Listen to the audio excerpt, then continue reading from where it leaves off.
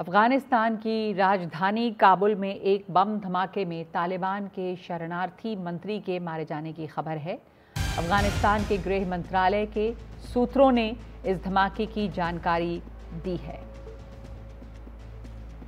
हमारे साथ इस पर जानकारी के साथ जुड़ रहे हैं उमा शंकर सिंह, हमारे सहयोगी। उमा, इस पर क्या जानकारी आपको मिल रही है?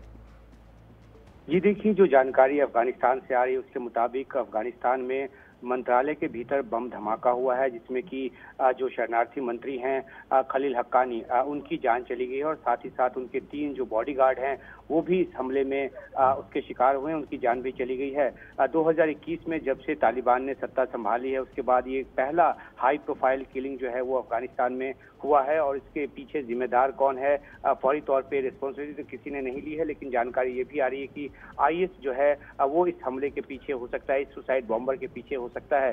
शुरुआती जानकारी ये भी है कि आईएस ने इस हमले की जिम्मेदारी जो है कबूली है।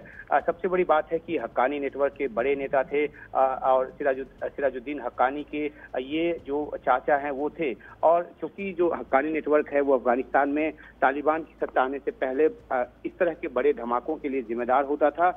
अब हक्कानी नेटवर्क के इस नेता को एक धमाके में अपनी जान गंवानी पड़ी है, तो जाहिर सी बात है कि जो शक है वो आईएस पे जताया जा रहा है।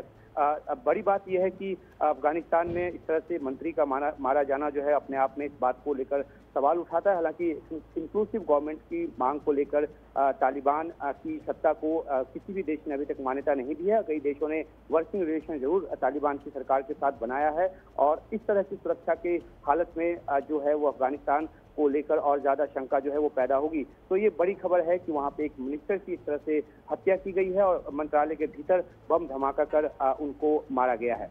जी, धन्यवाद आपका उमा। सिराजुद्दीन हक्कानी ये चाचा थे, ये जो मंत्री माने गए हैं हक्कानी नेटवर्क के नेता थे और अब तालिबान के शरणार्थी मंत्री हैं। मंत्रालय के अंदर बम धमाका हुआ है, तो ये बड़ी खबर है क्योंकि जब से तालिबान सरकार ने वहाँ पर सत्ता संभाली है ये पहला हाई प्रोफाइल बम धमाका है। पहले तालिबान को इस तरह के धमाकों के लिए जिम्मेदार माना जाता था, अभी आईएस इसकी जिम्मेदारी ले रहा है।